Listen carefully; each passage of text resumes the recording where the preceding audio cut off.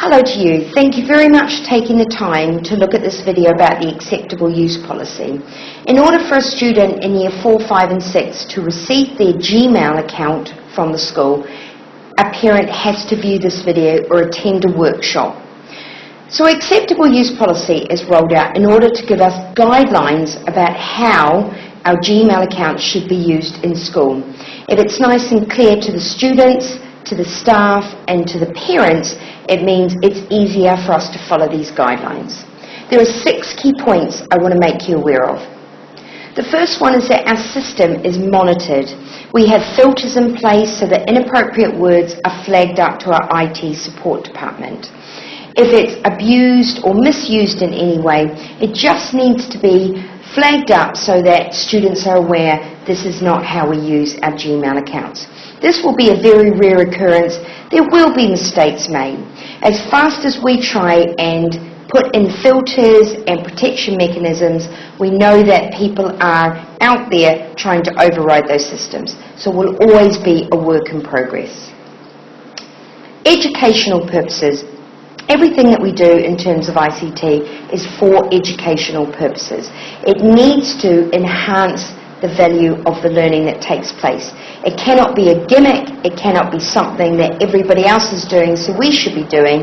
So a lot of thought goes into what we are using technology for in the classroom. Permission. It is really important that when photographs are taken in school, permission is asked for. That is the only time that people actually have control of their image. An example of this is if I take a photo on my phone, I have about 6 different ways I can send it. I can WhatsApp it, email it, send it to Instagram, straight to my Facebook, send it to Twitter. There's a number of ways I can publish somebody's photo. So the only time we have control over our own photos and our own images is at the point of the photo being taken. So we're encouraging children to actually say no if they feel uncomfortable having their photo taken. And we're asking adults to respect that by asking if their photo can be taken first, and if it's a no, they respect the decision. Password. The password for the Gmail account will be given to the student. We don't have access to the password. The only thing we can do is reset it if a student forgets it. We thought about giving it to the parent, but really what we're saying to the student is, we trust you with this account. Here is your login details, including your password. We're hoping that a conversation is had at home where the password is shared and the student is able to understand the reasons why it should be shared with their parents. It's about being responsible for their own actions and knowing that adults are there looking out for them. If they see anything unpleasant and inappropriate for their age group, we want them to be able to tell somebody. They're not always going to feel comfortable telling a teacher or an adult in school. They may come home and tell you. If they do, please do feel free to share it with us so we can get that sorted. I had to put the 2 words together because sometimes what we find unpleasant as adults is not unpleasant to students. An example of that is the type of games that we play. I would never pick up a gun in a shooting game and shoot somebody. But that's quite common these days, and that's just a change in age. Okay? So inappropriate needs to go with that as well. We have to see, is it right for your age group? Again, that's a conversation that needs to be had at home as well, because you are the best judge of what's appropriate for their age group. You know your child best. We want to encourage them to feel comfortable telling an adult.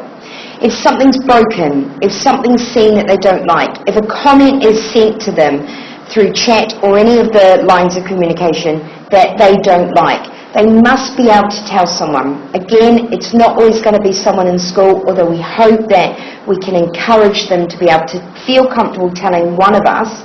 But if they come home and tell you, we would like the lines of communication to be open so that you are able to share with us and we can put things right. That's the only way through communication we are able to work out what's going on. A lot of things we as a school are not aware of until a parent or a student makes us aware of it. The other thing that happens is things may occur outside of school. For example, on a WhatsApp group, a Facebook group, a Twitter comment, anything like that. These don't really fall within our remit, but if it means that it impacts on a child's learning, or if it means that a student feels uncomfortable coming to school, or it affects the school reputation, it may be something we would like to get involved with. We have an invested interest in making sure that all students are comfortable coming to school and learning. That's the nature of our job. So if we can help in any way in resolving any issues that may come up with technology involved, we are happy to help. We are here to help and support. Okay, thank you very much for listening to the presentation.